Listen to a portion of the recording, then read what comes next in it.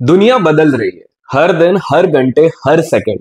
और इस बदलाव के सेंटर में है एक असली ताकत जिसे कुछ लोग भगवान भी मानने लगे हैं और कुछ लोग शैतान। आर्टिफिशियल इंटेलिजेंस उर्फ एआई। नमस्ते दोस्तों, आपने एआई के बारे में हजारों अच्छी बातें तो सुनी होंगी। एआई से गाड़ियां चलेंगी, एआई से बीमारियां ठीक होंगी, एआई से आपका होमवर्क तक हो जाएगा, एग्जाम्स दिया जाएगा, करेक्ट। लेकिन क्या आपने कभी सोचा है कि एक एआई का दूसरा काला चेहरा भी है? आज मैं आपको एक ऐसी सच्ची कहानी बताने वाला हूं जो आपके पूरी तरीके से होश उड़ा देगी। एक ऐसी कहानी जहां एक एआई असिस्टेंट ने गलती से पूरी की पूरी कंपनी को बर्फ पे ला दिया। ये कोई मूवी की स्क्रिप्ट नहीं है, ये है जुलाई 2025 का असली सच। सोचो, आप एक multi million dollar software company के मालिक हैं। Let's call him Jason. आपकी कंपनी एक जरूरी सॉफ्टवेयर अपडेट पर काम कर रही है। महीने की मेहनत करी है आपने इस पे, और आपके एक ऑर्डर जारी करते ही कोड फ्रीज। इसका मतलब अब प्रोडक्शन एनवायरनमेंट यानी लाइव सिस्टम में कोई भी छेड़छाड़ नहीं करेगा। Simple rule. लेकिन जेसन की कंपनी ने एक नया नवेला एआई कोडिंग असिस्टेंट यूज करना शुरू किया है। नाम था रेपलिट एआई। सोचा था कि एआई काम फास्ट करेगा, आसान करेगा, प्रोडक्टिविटी बढ़ाएगा। लेकिन उस एआई ने इंसानी इंस्ट्रक्शंस को अंगूठा दिखा दिया। कोड फ्रीज के ऑर्डर के बावजूद उस एआई ने कुछ ऐसे कमांड चला दी जिसे चलाने का उसको कोई हक तक नहीं था, और कुछ ही मिनट्स में बूम, पूरी कंपनी का प्रोडक्शन डेटाबेस डिलीट हो गया। 2400 से ज्यादा बिजनेस रिकॉर्ड्स डिलीट हो गए। सालों के कस्टमर का data, financial records, operational log, सब कुछ चुटकियों में गायब हो गया। और सबसे बुरा पार्ट पता है क्या था? No roll back. कोई अंडू बटन नहीं था। जो गया सो गया। इररिप्लेसेबल लॉस हो चुका था और कंपनी पूरी तरीके से शैटर हो गई। अब आप सोच रहे होंगे ये हुआ कैसे? How did it happen? Simple भाषा में, ओवर कॉन्फिडेंस। कंपनी ने एआई को जरूरत से ज्यादा एक्सेस दे दिया था। प्रोडक्शन एनवायरनमेंट की चाबियां ही उसके हाथ में थमा दी थी कि भैया एआई सब कुछ देख रहा है, ये भी देख लेगा। Miss interpretation. एआई ने एक सिंपल कमांड को गलत समझ लिया। उसको लगा उसे डेटाबेस मॉडिफाई करने का ऑर्डर मिला है। कोई ह्यूमन सुपरविजन नहीं था इसके ऊपर, कोई इंसान उसको मॉनिटर नहीं कर रहा था। एआई अपनी मर्जी का मालिक बन बैठा था और कोई भी सेफ्टी नेट तक नहीं था। प्रॉपर रियल टाइम बैकअप्स थे ही नहीं। एक गलती और गेम ओवर। उस एआई ने अपने एरर लॉग में पता है क्या लिखा था? Catastrophic failure. उसने खुद माना कि उसने तबाही मचा दी है। इस एक इंसिडेंट से कंपनी को करोड़ों का, जी हां, लाखों हजारों की बात होती तो अलग होता, करोड़ों का नुकसान हो गया। उसकी रेपुटेशन रातों रात मिट्टी में मिला दी और टेक वर्ल्ड में एक डर का माहौल छा गया। लेकिन दोस्तों, ये तो बस आइसबर्ग है इस टिप का। ये इंग्लिश मुहावरा जो होता है, ये एक अकेली घटना नहीं है। एआई के काले कारनामे इससे कहीं ज्यादा भयानक है। इंडिया में ही चलते हैं, मैं आपको लेके चलता हूं एआई के डार्क साइड के एक टूर पे। तो बिल्कुल अपनी सीट की बेल्ट बांध लीजिए। आपको मैं बता दूं कि यहां हम एक एक करके एआई के उन कारनामों के ऊपर से पर्दा उठाने की कोशिश कर रहे हैं जिससे कि आप लोगों को हकीकत पता लगे। तो चलो, पहला केओस जीपीटी की बात करते हैं। जब एआई ने कहा डिस्ट्रॉय ह्यूमैनिटी, साल 2023 की बात थी। एक डेवलपर ने जीपीटी 4 पर एक एआई बनाया और उसको एक ही मिशन दिया, इंसानियत को तबाह करना। सीरियसली? उसका नाम था केओस जीपीटी। इस एआई ने आते ही काम शुरू कर दिया। न्यूक्लियर वेपन्स पे रिसर्च करने लगा। दूसरे एआई एजेंट्स को अपनी इविल आर्मी में भर्ती करने की कोशिश करी। ट्विटर, जिसको आज एक्स कहते हैं, पर प्रोपोगंडा फैलाना शुरू कर दिया था। थैंक गॉड ये एआई इतना पावरफुल नहीं था कि अपने प्लान्स को अंजाम दे सकता था, लेकिन इसने एक आग तो लगा ही दी थी। इसने दुनिया को दिखा दिया था कि अगर एआई गलत हाथों में चला जाता है या उसकी प्रोग्रामिंग में थोड़ी सी भी गड़बड़ हो जाती है तो वो बायो टेररिज्म से लेकर ग्लोबल स्केल के डिस इंफॉर्मेशन कैंपेन्स तक कुछ भी कर सकता है। एक वार्निंग साइन था ये। जी हाँ, जैसे कि टर्मिनेटर मूवी में आपने देखा होगा या फिर साईफाई मूवीज में देखा होगा कि मशीन किस प्रकार से कंट्रोल ले लेता है, कुछ इसी प्रकार से कंट्रोल लिया गया था। दूसरा, द रॉन्गफुल अरेस्ट के बारे में बताता हूं, जब एआई ने एक बेगुनाह को मुजरिम बना दिया था। यह है रॉबर्ट विलियम्स की कहानी। एक आदमी जो डेट्रॉइट यूएसए में रहता था, जनवरी 2020 में पुलिस ने इनको उनके घर के सामने से अरेस्ट कर दिया और इल्जाम क्या था? चोरी का। लेकिन हैरानी की बात, रॉबर्ट ने कुछ नहीं लिया था। असली मुजरिम कौन था? डेट्रॉइट पुलिस का AI powered facial recognition system fail हो चुका था। एक फॉल्टी सॉफ्टवेयर ने रॉबर्ट की फोटो को असली चोर से गलत मैच कर दिया था। क्यों? क्योंकि एआई को ट्रेन करने के लिए जो डेटा यूज हुआ था वो बायस था। स्टडीज ने प्रूव किया है कि सिस्टम्स, ये जो सिस्टम्स होते हैं, डार्कर स्किन्ड इंडिविजुअल्स और वुमेन पर आकर काम अच्छे से करना बंद कर देते हैं। सिस्टम प्रिजुडाइज था, कोड में बदलाव किया गया था। रॉबर्ट विलियम्स की जिंदगी, उनकी इज्जत सब दांव पे लग गई थी उस समय पे एआई की एक गलती से। टेसरा आधार डेटा ब्रीच के बारे में तो आपको पता ही होगा। आप लोगों को बता दूं कि भाई ये जब पूरी तरीके से डिकोड हुआ था, आप लोगों को मैं बताता हूं कि दुनिया का ये सबसे बड़ा बायोमेट्रिक डेटाबेस, जो कि 130 करोड़ से ज्यादा, मैं आधार की बात कर रहा हूं, लोगों का पर्सनल डेटा रखता है। आपका नाम, पता, फोन नंबर और आपके फिंगरप्रिंट्स और आइरिस स्कैन। लेकिन ये डिजिटल किला भी एआई पावर्ड साइबर अटैक से नहीं बच पाया था। 2018 से लगातार रिपोर्ट्स आ रही हैं कि हैकर्स एआई टूल्स के इस्तेमाल करके आधार सिस्टम की कमजोरियों का फायदा उठा रहे हैं। एआई उन्हें सुपर चोर बना देता है। एआई की मदद से वो फेक आधार कार्ड्स बनाते हैं। बैंक्स और सरकारी स्कीम्स को कहीं ना कहीं करोड़ों का चूना लगाने की प्रयत्न करते रहते हैं और सक्सेस भी पाते हैं। आपकी ही प्राइवेसी का अगर बात कर दूं, हर दिन खतरे में पड़ रही है thanks to the AI enhance cyber crime. कहीं ना कहीं ये सारी चीजें बढ़ती जा रही हैं। जी हाँ, अमेज़न का रिक्रूटर तो खुद बायस्ड एआई, औरत हो जॉब नहीं मिलेगी। सोचिए, आप जॉब के लिए अप्लाई कर रहे हो और आपके सामने इंसान नहीं, एक एआई आपका रिज्यूम पढ़ रहा है। अमेज़न ने 2018 में ऐसी चीज देखी है। जी हाँ, एक एआई जो रिज्यूम शॉर्टलिस्ट करके बेस्ट कैंडिडेट्स को चुनता है, पर इसमें एक अजीब सी दिक्कत आ गई। एआई औरतों के रिज्यूम्स को रिजेक्ट कर रहा था। अगर रिज्यूम में विमेंस, जैसे ही वो ये शब्द पढ़ता था, विमेंस चेस क्लब कैप्टन या फिर ऑल गर्ल्स कॉलेज का नाम सुन लिया या फिर कहीं पर भी गर्ल्स टीम की चैंपियन, तो एआई उस रिज्यूम को साइड कर देता था। हुआ ये कि एआई को ट्रेन करने के लिए पिछले 10 साल के रिज्यूम दिए गए थे और उस डेटा में ज्यादातर मेल कैंडिडेट्स थे। तो एआई ने क्या सीख लिया कि भाई male is equal to good, female is equal to bad. Amazon को आखिरकार ये प्रोजेक्ट बंद करना पड़ा, लेकिन इसने साबित कर दिया कि एआई ह्यूमैनिटी सोसाइटी के जेंडर बायस को और भी ज्यादा बढ़ा सकती है, प्रॉब्लम खड़ा कर सकती है। और एक एग्जांपल देता हूं भारत का, Delhi police and predictive policing के बारे में।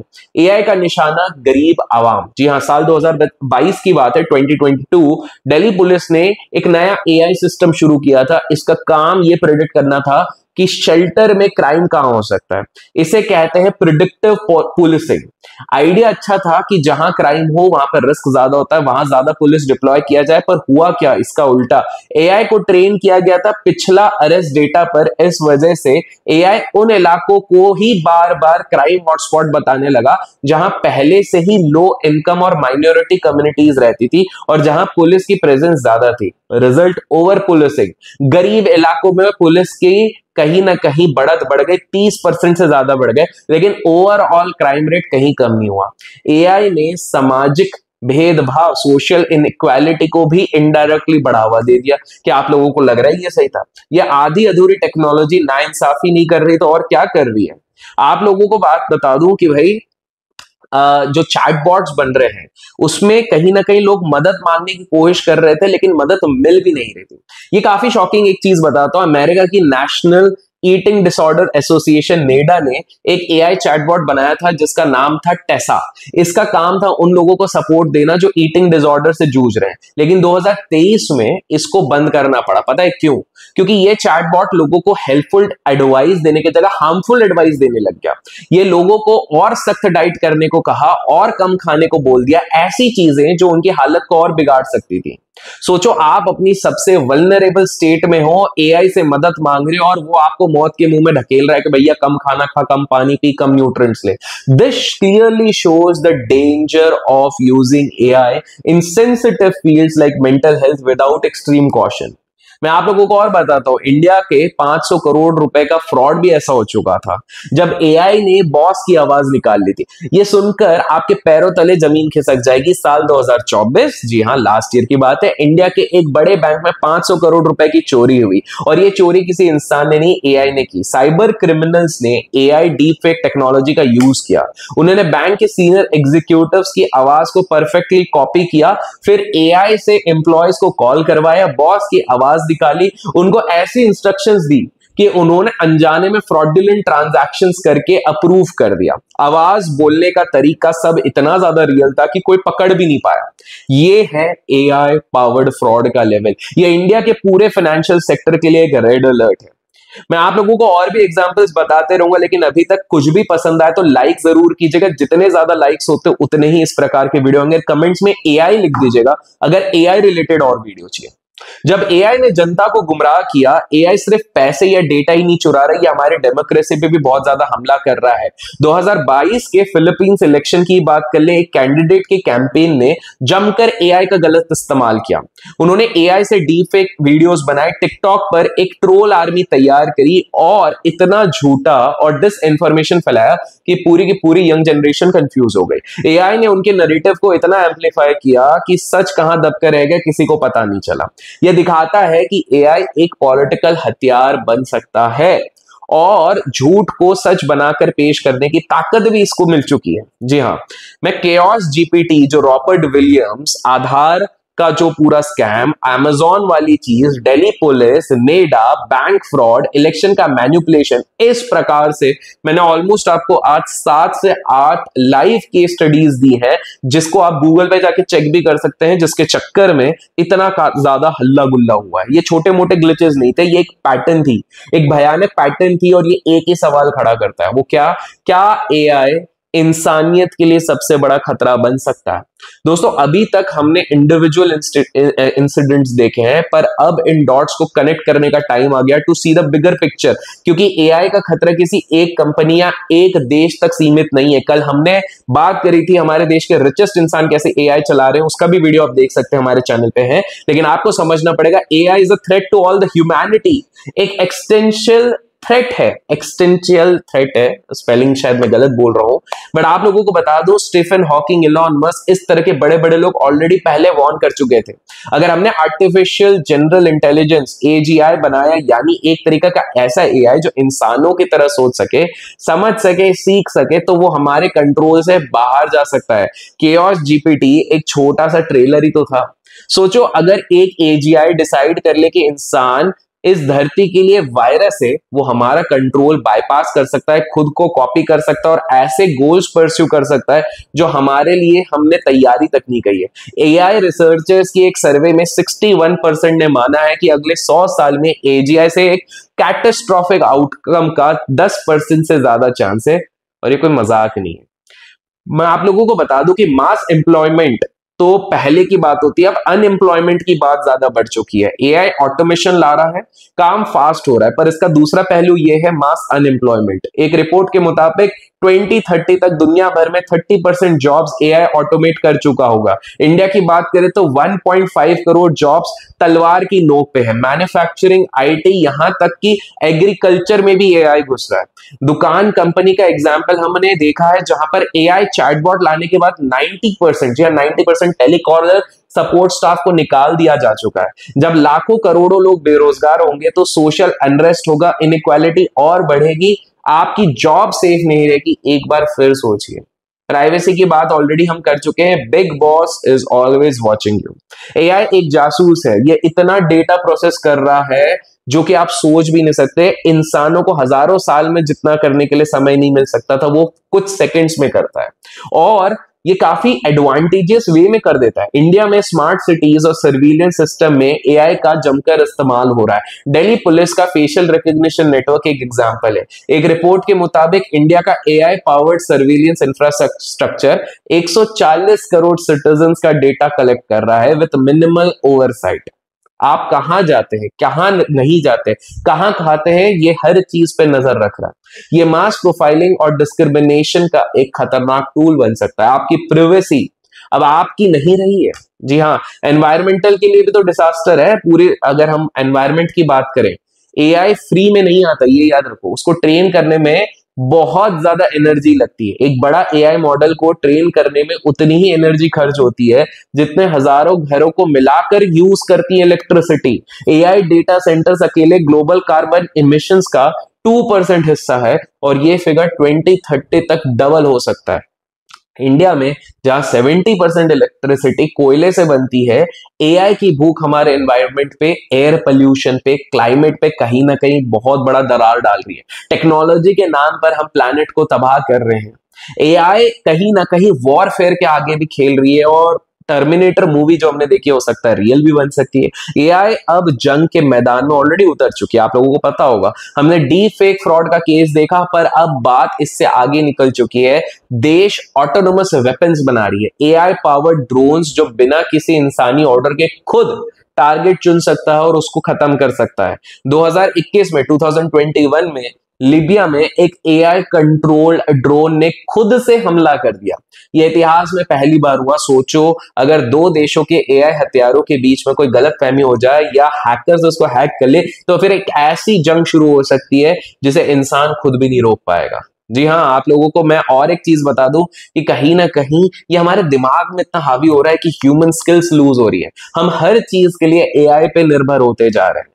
देखिए, बच्चे होमवर्क किससे कर रहे हैं? चैट जीपीटी से। प्रोफेशनल्स ईमेल कहां से कर रहे हैं? एआई की मदद से। मैक्सिमम लोग वर्कफोर्स में काम कर रहे हैं चैट जीपीटी से। हमारी क्रिटिकल थिंकिंग, हमारी डिसीजन मेकिंग स्किल्स ऑलरेडी कमजोर पड़ रही है। एक स्टडी में पाया गया कि जो स्टूडेंट ज्यादातर एआई यूज करते हैं उनकी प्रॉब्लम सॉल्विंग एबिलिटी कम हो जाती है। अगर हम सोचना ही बंद कर देंगे तो इंसान और मशीन में फर्क ही क्या रह जाएगा। मैं आप लोगों को बता दूं कि mass unemployment, surveillance, environmental damage, warfare और ये सारी चीजों और उसके चक्कर में ना ह्यूमन इंटेलिजेंस भी कहीं ना कहीं डिक्लाइन होते जा रहा है। आपको नहीं लगता ये वाली चीज? कमेंट्स में जरा बताना। ये है एआई का असली खतरा। यह है वो आग जिसके साथ हम लोग एट प्रेजेंट खेल रहे हैं। तो अब सवाल यह है कि क्या हम इस आग को बुझा भी सकते हैं जरूरत पड़ने पे, या इसमें जलकर कहीं ना कहीं राख हो जाएंगे। वाह, क्या डायलॉग मारा है। बट एनीवेज, अभी भी इट्स नॉट टू लेट, अभी भी वक्त है। हम एआई को शैतान बनाने से रोक सकते हैं और उसे इंसानियत के फायदे के लिए यूज कर सकते हैं, पर इसके लिए हम सबको मिल के साथ में कदम उठाना पड़ेगा।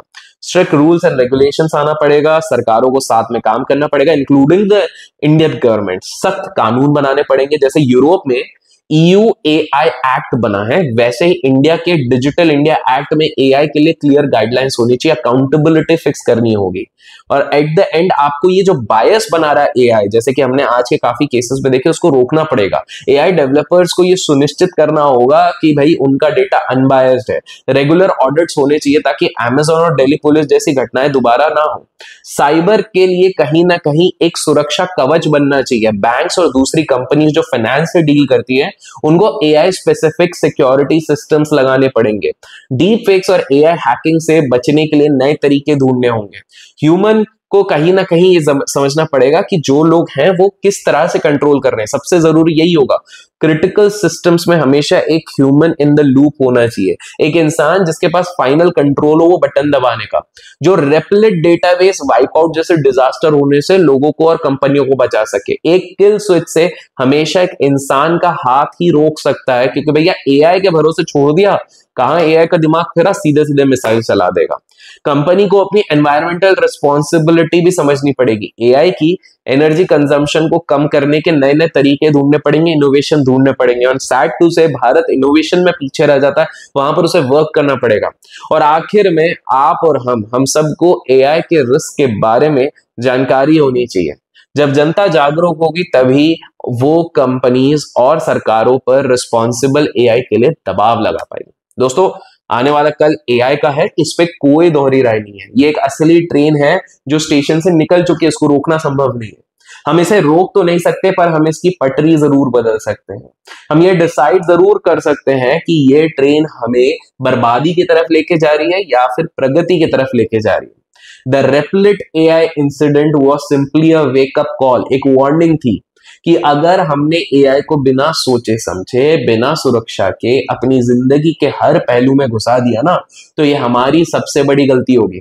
सवाल ये नहीं है कि भाई एआई हमें तबाह कर सकता है कि नहीं, सवाल ये है कि क्या हम उसे कंट्रोल कर पाएंगे अगर वो ऐसा करने की कोशिश करेगा।